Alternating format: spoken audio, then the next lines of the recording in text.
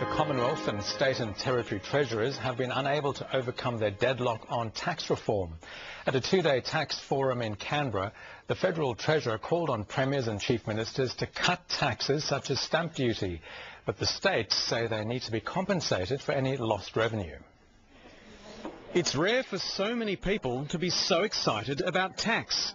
Nearly 200 delegates lined up this morning, preparing to spend the next 2 days talking tax. I'm looking forward to going in there and getting stuck into it, rolling up my sleeves and participating in the discussion. But even before the forum started, there was a tax standoff. If you want to do this properly, there can be no caveats. Everything has to be on the table.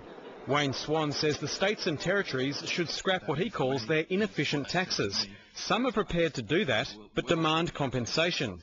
Wayne Swan's ruled out increasing the GST or widening its base. To put forward the theory that you want to remove inefficient taxes but not give anything back from the Commonwealth is just doesn't make sense. We're at a point now at the state level where we've got no further room to move unless there is further reform, probably at the national level. Business groups and unions have also failed to resolve their differences. By and large, it is business decisions that gets distorted by inefficient taxes and inefficiently designed taxes. This forum can't be allowed to be a vehicle for self-serving business interests.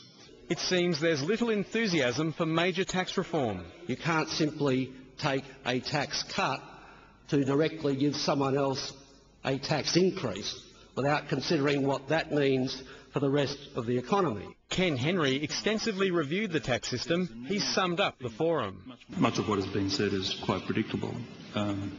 Could have written the script for this before coming in.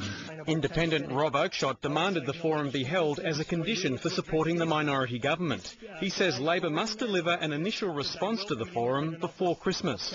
It's difficult to see how this forum will achieve very much. The Treasurer says all ideas put forward need to be revenue neutral, and he won't accept any changes to the GST, the carbon tax or the mining tax. Tony Abbott says he wasn't invited to the tax talks. The problem with this forum is that it looks like just another pointless talk fest from an embarrassingly incompetent government. It's estimated the forum will cost around $1 million. Tony Abbott says that's a lot of taxpayers' money spent on a PR stunt. Richard Davis, World News, Australia.